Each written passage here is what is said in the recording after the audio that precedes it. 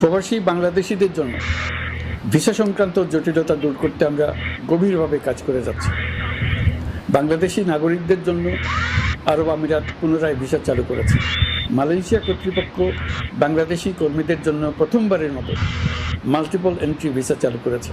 অন্যান্য দেশের সঙ্গেও ভিসা জটিলতা কীভাবে কমিয়ে আনা যায় এ নিয়ে আমরা কাজ করে যাচ্ছি।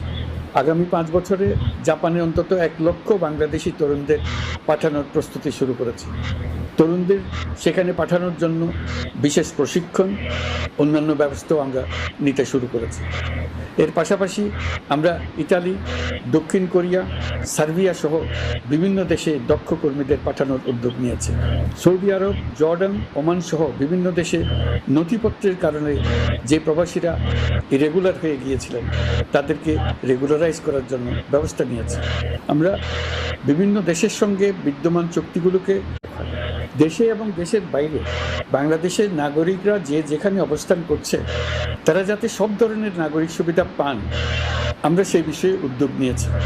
চলতি বছর আমাদের নানা উদ্যোগের ফলে প্রায় 87,000 বাংলাদেশি সুষ্ঠুভাবে হজ পালন করতে পেরেছেন। হজের ব্যয়ও অন্যান্য বছরের তুলনায় আমরা কমিয়ে আনতে পেরেছি। হাজিরা যাতে নির্বিঘ্নে হজ সম্পন্ন করতে পারে সেজন্য লাব্বায়েক নামে অ্যাপ চালু করেছে, যার মাধ্যমে ঘরে বসেই হাজিদের আত্মীয় স্বজন, পরিবার পরিজন তাদের অবস্থান প্রতি মুহূর্তে জানতে পেরেছে। এই বছর দক্ষিণ এশিয়ার অন্যান্য দেশগুলোতেও আমাদের হজ ব্যবস্থাপনা প্রশংসিত হয়েছে। আগামী বছরের হজ ব্যবস্থাপনা যেন আরও নির্বিঘ্নে সম্পন্ন করা যায় সেজন্য মন্ত্রণালয় এখন থেকেই প্রস্তুতি নিতে শুরু করেছে।